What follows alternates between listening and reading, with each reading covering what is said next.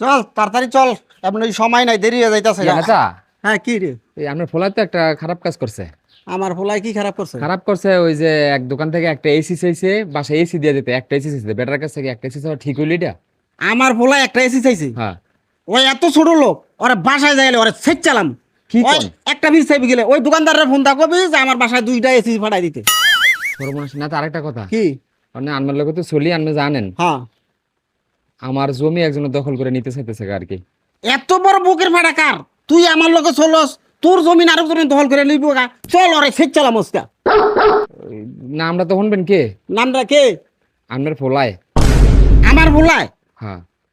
আরে কয় বাতি নাই রে, কবরে 3.5 হাত জায়গা পাবি অন্ধকারে। এই যে তোরা যেন এত জায়গা জমিন দিয়া কি করবি রে বেটা?